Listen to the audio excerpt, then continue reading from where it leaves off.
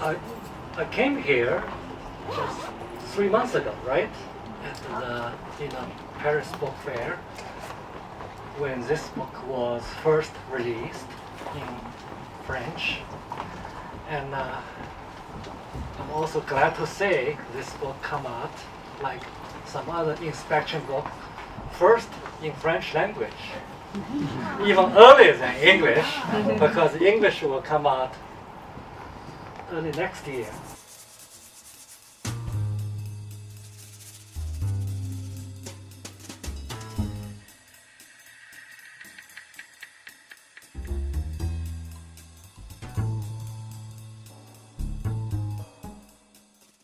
Alors c'est un auteur qu'au Phénix nous accompagnons depuis ses premiers pas de ses œuvres traduites en langue française. Et comme vous le savez sans doute, la France est un des pays qui a le mieux accueilli les traductions de Chau Xiaolong. Alors j'essaye à chaque fois de me poser la question, qu'est-ce qui fait que cet auteur singulier qui nous livre des enquêtes policières, toujours avec le même héros, l'inspecteur Chen, qui puise son inspiration dans l'actualité politique chinoise, qu'est-ce qui fait que ça attire autant et que ça séduit autant notre public français? Alors, pour moi, il y a au moins deux explications. La première explication, c'est que le public français est lecteur, amateur de littérature policière, de tous les genres. Et on voit, il y a énormément d'écrivains qui écrivent de la littérature policière étrangère qui sont très bien accueillis en France. Donc ça, c'est la première raison. Et la deuxième raison, c'est que quoi qu'on dise, on dit souvent les Français ne connaissent pas bien la Chine. Je crois qu'il faut avoir un discours beaucoup plus pondéré. Les Français, en fait, s'intéressent à différents aspects de la Chine. Et bon, ça peut être quelquefois lié à l'actualité politique. C'est profondément, je crois que les Français s'intéressent à la culture chinoise.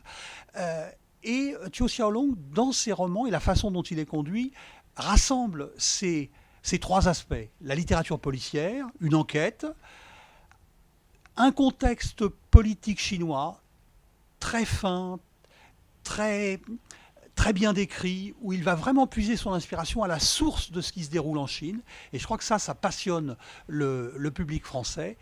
Et puis, toutes les références culturelles, notamment à la poésie, que l'inspecteur Chen nous distille tout au long de ses romans.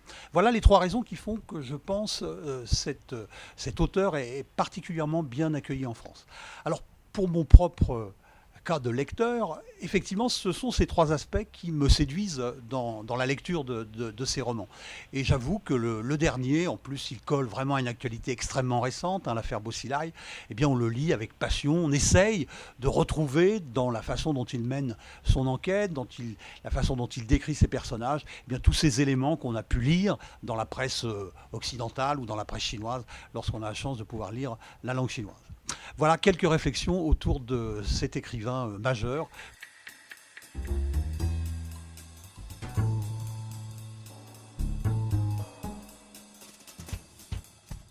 Alors en fait, je m'intéresse un peu à la géopolitique.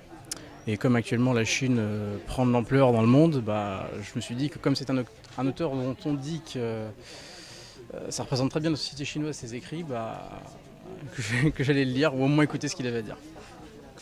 J'ai lu pratiquement tous les livres de Chau Xiaolong et je suis assez fasciné par ce mélange d'actualité politique très, très actuelle et en même temps cet enracinement dans la culture, en fait une double culture américaine et chinoise et surtout des livres policiers parsemés de poésie des Tang, c'est pas très fréquent.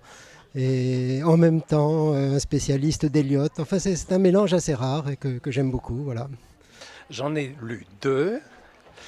Ce qui m'intéresse, c'est pas le roman policier, parce que je trouve que c'est pas très passionnant.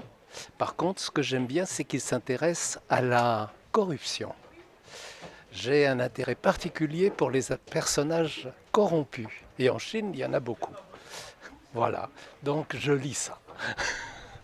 Et j'en pense le plus grand bien, c'est pour ça que j'ai saisi la chance que j'avais de pouvoir l'entendre de vive voix, parce que ces livres sont maintenant connus depuis quelques années. Xiaolong, qui vit aux États-Unis, nous fait l'honneur de faire ses livres en fait publiés en langue française avant toute autre traduction. Donc on les a en fait avant les anglo-saxons, bien qu'ils vivent aux États-Unis.